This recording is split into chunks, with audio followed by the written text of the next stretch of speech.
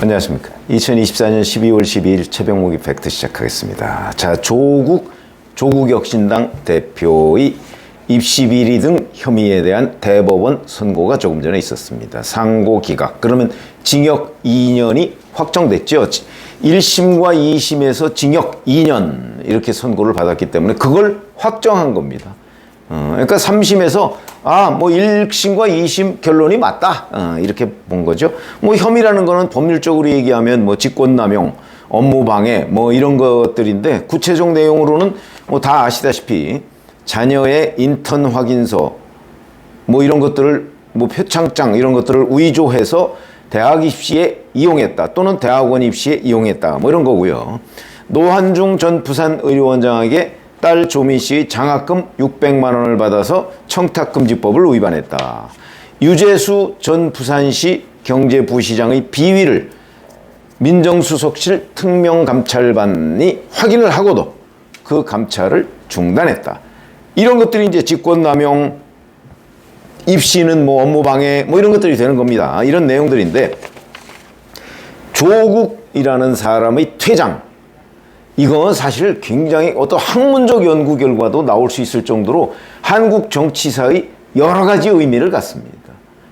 법률적 의미, 정치적 의미 하나하나씩 앞으로 두고두고 따져봐야 될 상황입니다. 왜냐하면 조국이 없었으면 문재인 정부가 한 번 하고서 정권 교체가 됐을까? 저는 그렇지 않았을 거라고 봅니다. 그럴 정도로 이 조국이라는 사람이 갖는 한국 정치사적인 의미, 저는 대단히 크다고 보고요. 자, 우선 법률적 의미를 보면요.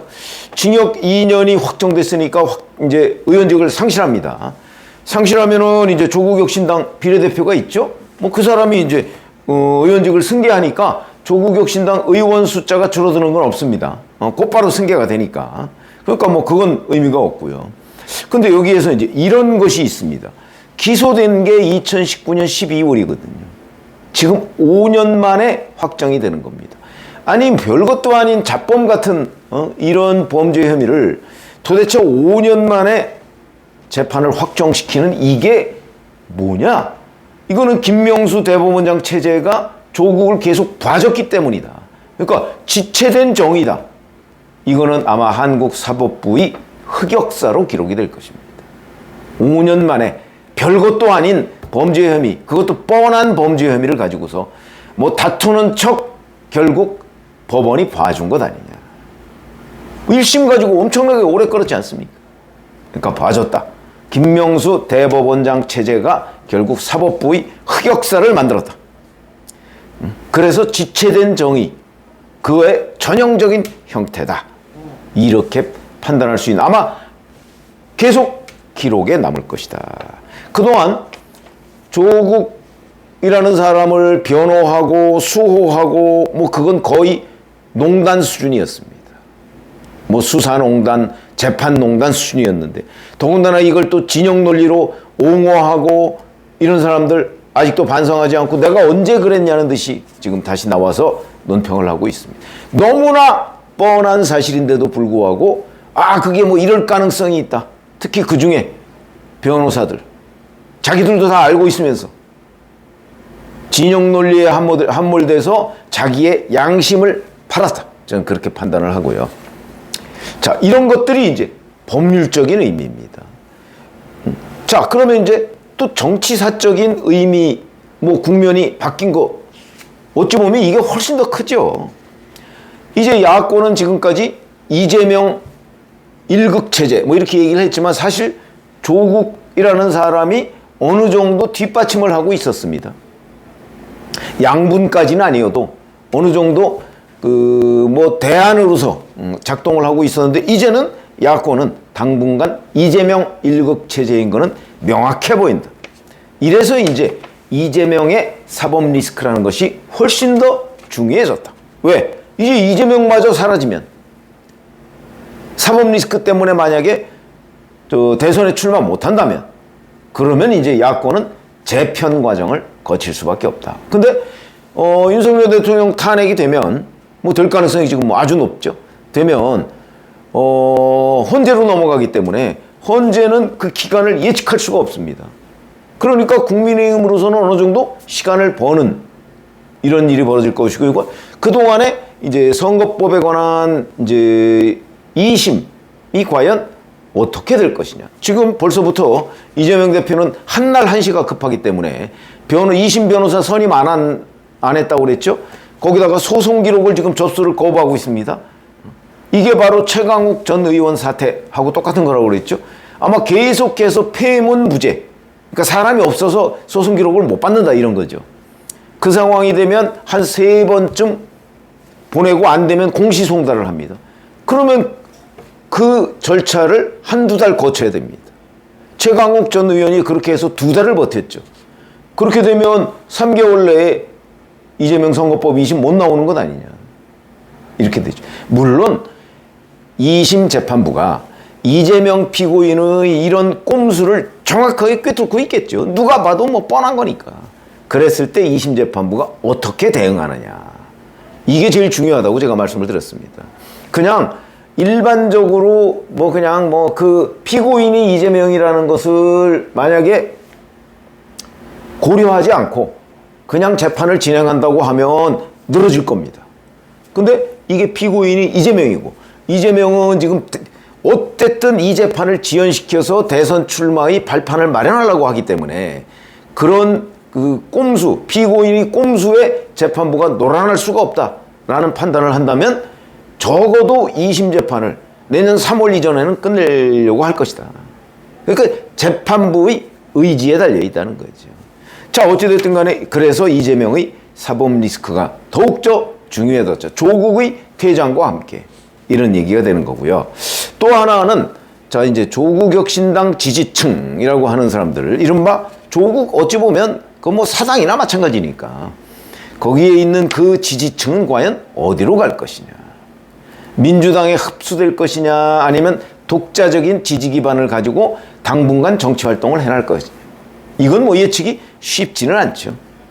그러나 제가 보기에는 윤석열 정부 여기에 맞선다는 의미에서는 저는 이재명 민주당 지지층과 대부분 겹친다. 그 중에서 좀 강성 지지층이다. 이렇게 판단이 되기 때문에 그런 상황이 되면 민주당과 결국 뜻을 같이 할 가능성이 대단히 높다. 특히 조기 대선이 지금 거의 명확해지는 거 아닙니까?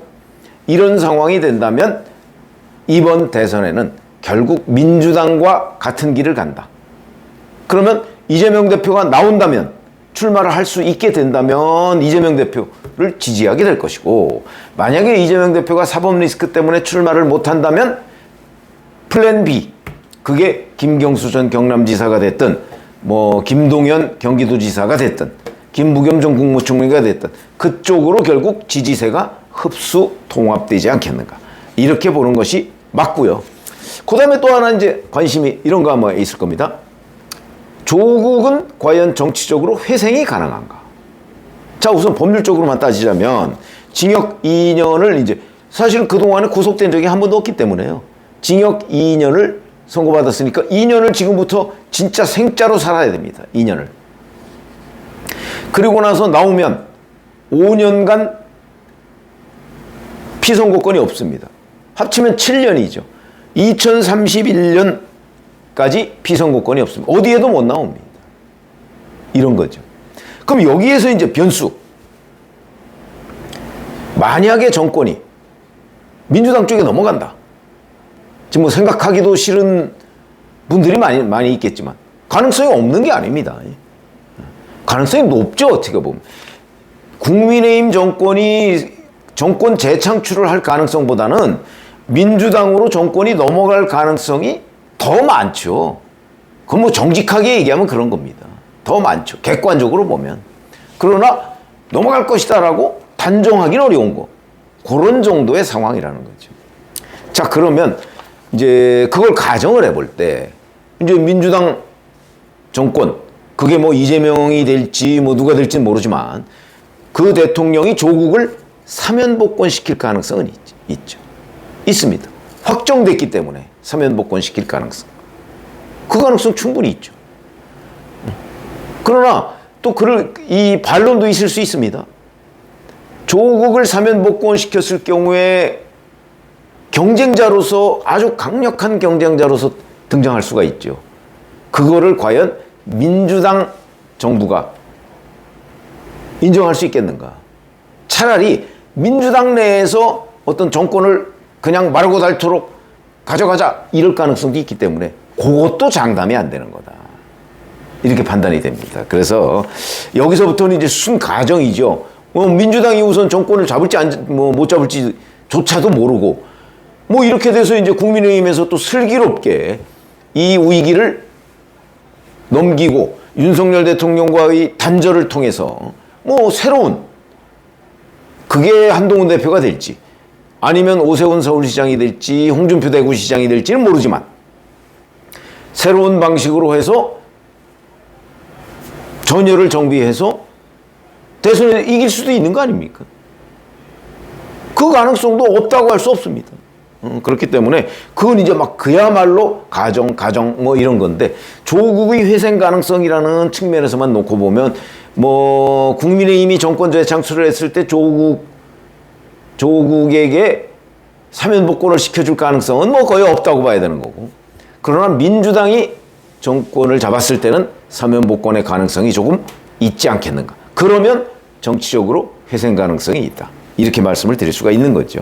근데 이제 그거는 워낙 상상력의 영역이고 가정의 영역이기 때문에 저희가 지금 뭐라고 할 수는 없는 거다. 그거는 앞으로 계속 진행되는 과정을 봐야 되겠죠.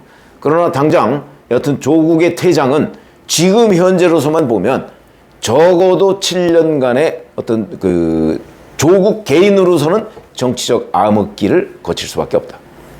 그러나 그 중간에 다른 변수에 의해서 회생 가능성은 있다. 이렇게 정리를 할 수 있겠습니다. 고맙습니다.